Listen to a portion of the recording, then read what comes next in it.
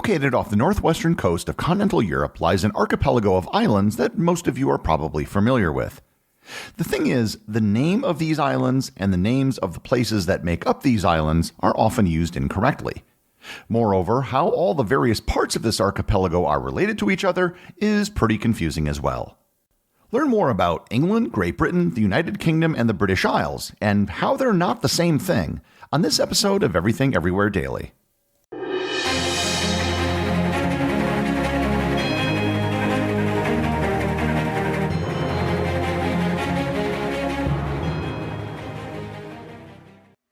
This episode is sponsored by ButcherBox. One of the things I like best about ButcherBox is figuring out all the different ways to prepare the products I get. Cooking a steak can be pretty straightforward, although I'm going to begin experimenting with the sous vide method of cooking, doing what's known as a reverse sear. It's supposedly the best way to cook a steak, and a worthy method of preparation for the high-quality steaks you get from ButcherBox. I also received some ground beef in my last shipment, and made what I've called a meat donut. Instead of pressing the ground beef into patties, I molded it into the shape of a donut, fried it, and then I cooked an egg in the center of the donut. It was actually great. If you would like to try the meat donut, you are in luck, because ButcherBox is now offering free ground beef for a year. Receive 2 pounds of ground beef for a year and get $20 off your first box when you sign up today at butcherbox.com/daily and use code DAILY. Once again, that's butcherbox.com/daily, promo code DAILY. This episode is sponsored by the Expedition Unknown podcast. Many of you may know Josh Gates as the host of the Discovery Channel television show Expedition Unknown. The Expedition Unknown podcast from Discovery chronicles the adventures of Josh Gates as he investigates unsolved iconic stories from across the globe. With direct audio from the hit TV show of the same name, you'll hear Josh explore stories like the disappearance of Amelia Earhart in the South Pacific and the location of Captain Morgan's treasure in Panama. These authentic roughshod journeys help Josh separate fact from fiction and learn the truth behind these compelling stories. In one episode, Josh travels to the remote and landmine-riddled jungles of Cambodia to investigate the lost city of the Khmer Empire and search for a mystical relic that gave its god king the power to incinerate his enemies. In another, Josh travels through Russia and Germany looking for stolen objects of great value pillaged by the Nazis during World War II. And in another, he goes to Peru to uncover the meaning behind the giant geoglyphs drawn into the earth hundreds of years ago. If you're a fan of this podcast, you will almost certainly love Josh's take on the subjects that he tackles around the globe. Listen to Expedition Unknown wherever you get your podcasts. Once again, that's Expedition Unknown.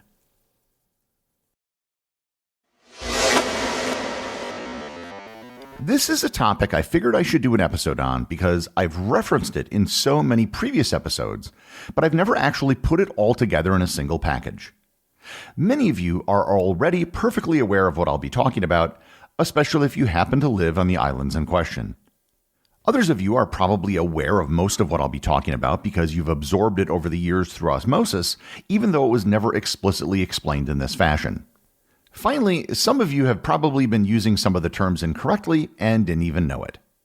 So let's get started by zooming out and looking at the big picture, the entirety of the British Isles. The British Isles are a collection of islands in the Atlantic Ocean consisting of over 6,000 islands.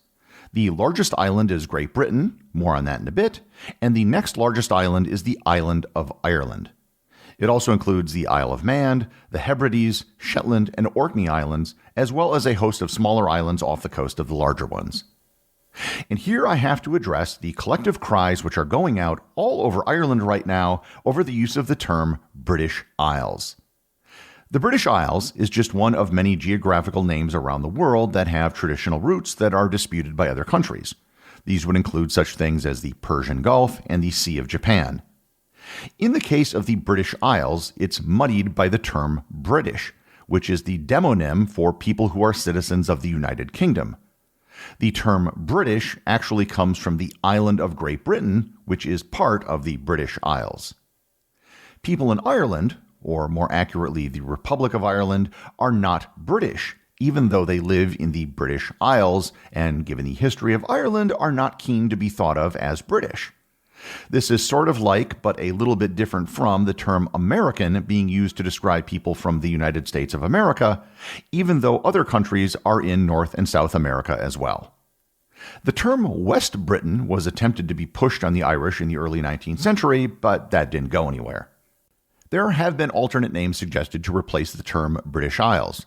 These include Britain and Ireland, spelled Briton, Britain and Ireland, spelled normally, the Atlantic Archipelago, the Anglo-Celtic Islands, and the British Irish Isles.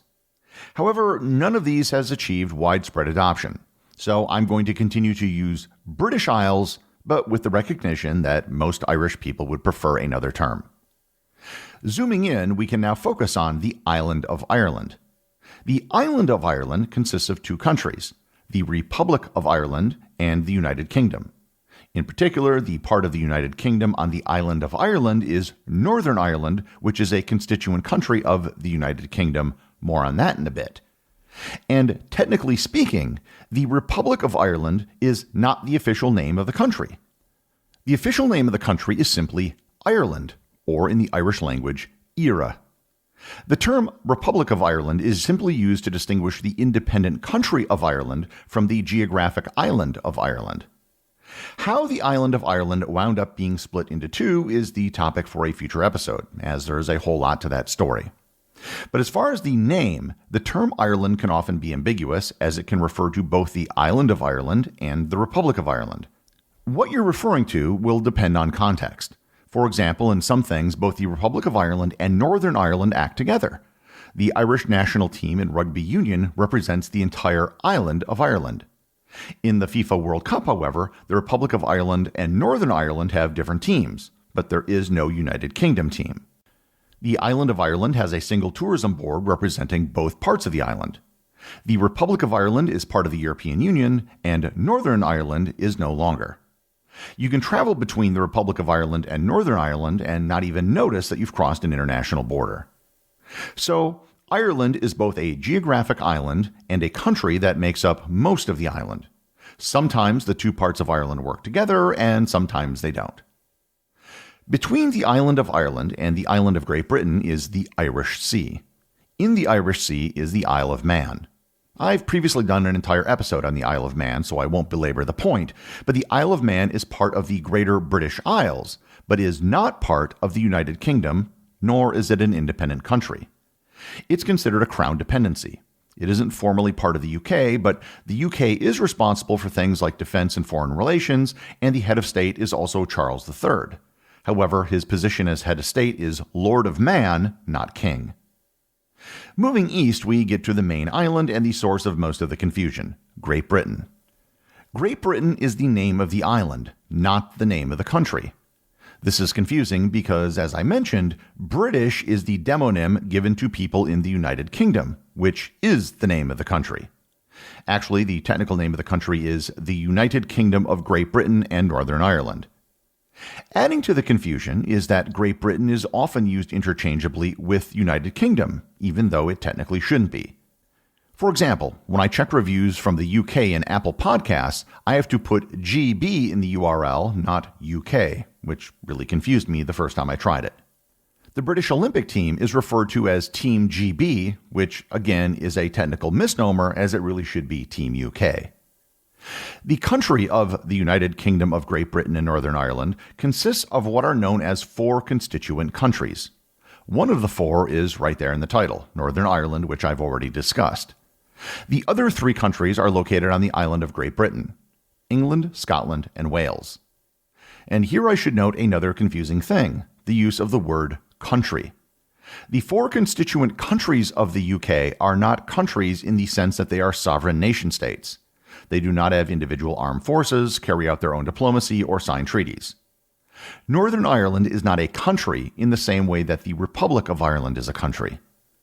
It's a special use of the term which is only used when referring to constituent parts of a kingdom. The only other place that has constituent countries that make up a kingdom that I'm aware of is the Netherlands. But back to the island of Great Britain. Another mistake people make is assuming that everyone who is British is English, or that England is synonymous with Britain. Calling someone from Scotland English is up there with calling someone from Ireland British.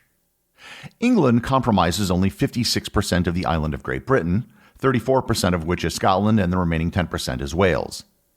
The reason why these are considered separate countries is historical. Wales and Scotland have Celtic languages and cultures. When the Romans conquered the province of Britannia, they mostly controlled what is today England. They were never able to conquer Scotland, and Wales, which is very mountainous, was mostly ignored. After the Romans pulled out, Germanic peoples such as the Angles and Saxons invaded and settled in England. The Angles are the people for whom England and English are named, the land of the Angles, England. Wales was conquered by King Edward I in 1283, and in the 16th century it was formally annexed into England. However, it kept a separate identity and managed to keep the Welsh language alive. Despite many wars with England over the centuries, Scotland remained independent. What eventually brought Scotland and England together was the death of Queen Elizabeth I of England. She had no heir, so the next in line for the throne was the Scottish King James VI, who then became James I of England because they had different numbering conventions.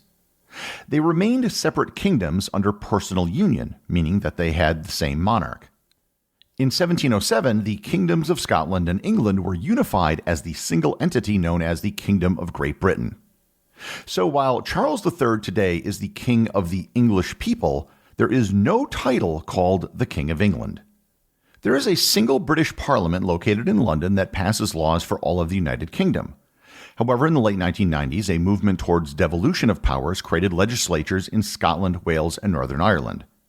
These legislatures have the authority to pass laws which affect their regions, similar to how states and provinces act in the United States, Canada, and Australia. But oddly enough, there is no legislature just for England. That means that laws that affect only people in England are voted on by members of the Parliament from Northern Ireland, Scotland, and Wales, but the opposite isn't true. This has been dubbed the West Lothian question. West Lothian is, strangely enough, a district in Scotland, not England. The term derives from a member of Parliament from West Lothian who brought up the question repeatedly in the 1970s. With 84% of the population of the UK residing in England, it hasn't been a pressing issue. But there has been talk of creating an English Parliament or possibly creating legislatures at the regional level in England, which would better approximate the population levels found in the other constituent countries. And just to tie this up, the Channel Islands of Jersey and Guernsey are often included as part of the British Isles because of their cultural and political ties to the UK. I've previously done an episode on them, but they have the same status as the Isle of Man. They are crown dependencies and not part of the United Kingdom. And geographically, they're also technically not part of the British Isles, as they're part of continental Europe. So, just to summarize everything, the British Isles is a term disliked by the Irish, which is used to describe all of the islands in the archipelago off of the northwestern coast of Europe. The British Isles consist of two main islands, Ireland and Great Britain. There are two countries in the British Isles. The Republic of Ireland, which really isn't its name, which makes up most of the island of Ireland, and the United Kingdom, which consists of all the island of Great Britain and a small part of the island of Ireland. The United Kingdom is made up of four countries, which really aren't countries. England is just one of the four countries, and while it is the largest in terms of population and area, not everyone who lives in the United Kingdom or Great Britain is English. So, England is part of Great Britain, which is part of the United Kingdom, which is part of the British Isles. And there are some small islands that are crown dependencies. Simple, isn't it? The executive producer of Everything Everywhere Daily is Charles Daniel. The associate producers are Thor, Thomsen, and Peter Bennett. Today's review comes from listener Disappointed and Confused over on Apple Podcasts in the United States. They write, Completionist Club member protesting. Gary, over the length of this podcast, you have given me and my wife many interesting facts to talk about and to share with our friends and family. We were both proud members of the Completionist Club, and I would listen while riding my bike with my dog every day after work. And then you released the episode about the Alaskan earthquake. The earthquake episode shook us both to the core. We are now both questioning Everything Everywhere Daily. The capital of Alaska is not in fact Anchorage, as you stated. The capital of Alaska is and always has been Juneau. We both desperately need you to correct this so we can trust you again and we can stop protesting with our signs in front of the Completionist Clubhouse. Thank you, Gary. Well, thanks, Disappointed and Confused, and I hate to break this to you, but as a member of the Completionist Club, you should have heard the correction that I issued the very next episode after the Alaska earthquake episode. The correction is at the end of the episode on the origins of baseball. And moreover, I also made a post to the Facebook group with the correction just hours after the episode went out. While I do certainly strive for perfection, I do occasionally let things slip through the cracks. Remember, if you leave a review or send me a boostagram, you too can have it read on the show.